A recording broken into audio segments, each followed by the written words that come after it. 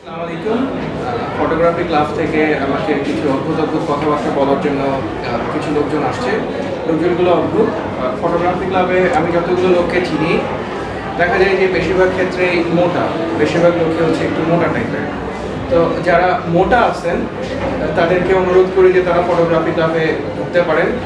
আর যদি মোটা শুকনারা ঢুকে যান তাহলে যারা বাকি আছে তাদেরও তাড়াতাড়ি ঢুকে পড়া উচিত, কারণ দেখা যাচ্ছে যে মার্কেটে সব কিছুই খুবই কম, ভালো জিনিস একটু কম থাকে। তো ভালো জিনিস পেতে হলে সবাই দলে দলে যোগ দেওয়া উচিত, আর ফটোগ্রাফি ক্লাবে সবার যোগ দেওয়া উচিত। কিছু ইতিহাসের ব্যাপার আছে। ফটোগ্রাফি ক্লাব শুরু হয় হচ্ছে 2005-এ। 2005-এর ঠিক আগে 2004-এ একটা বড় ঘটনা ঘটে, সুনামি হয় ডিসেম্বর মাসে। তো এতে সব কিছু ধ্বংস হয়ে যায়। ধ্বংস হওয়ার পরে সব কিছু যখন নতুন করে শুরু করার চেষ্টা করা হয় তখনই মনে হয় ফটোগ্রাফি ক্লাব চিন্তা করে যে নতুন করে একটা কিছু করি। তো সুনামির পরে তারা ক্লাবটা শুরু করে 2005-এ।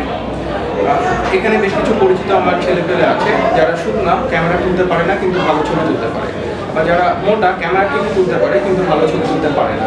এর মধ্যে আমার বিয়েতে কয়েকজন আসছিল, তাদের কথা বলা যেতে পারে কিন্তু নাম না বলি। ফটো কার্নিভালের একটা ব্যাপার মাথায় এলো হঠাৎ করে।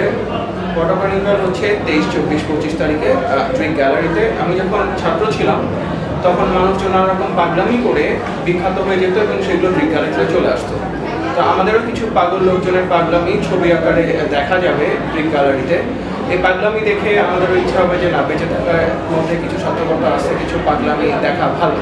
এই সমস্ত পাগলামি দেখার জন্য, আনন্দ পাওয়ার জন্য, এবং আপনারা সব কিছু থেকে এমন একটা মজা নেওয়ার চিন্তা ভাবনা করেন, মজা নেওয়ার জন্য আপনাদেরকে একটু অনুরোধ করি আপনারা যদি বিজ্ঞানীতে যান, কিছু পাগলের পাগলামি, কিছু ছবি দেখে একটু মজা নিয়ে আসেন, ব্যাপারটা খুব একটা খারাপ হবে না। ফটোগ্রাফি ক্লাবের শেষে একটা কনক্লুশনে একটা কথা বলি।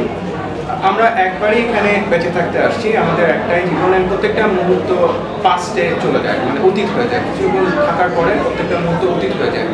ফটোগ্রাফি এমন একটা ব্যাপার, একটা ফটোগ্রাফ এমন একটা ব্যাপার যে অতীতগুলো আর অতীত থাকে না, বর্তমানে ধরে রাখতে পারে। আমরা যদি কখনো অতীতের ছবি দেখি তখন আমরা সেই অভিজ্ঞতাটা বর্তমানে ফিল করি, বর্তমানে অনুভব করি।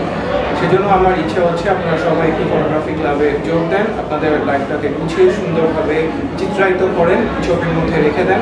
দেখবেন যে ব্যাপারটা অনেক অন্যরকম একটা ভালো অনুভূতি দিতে পারে।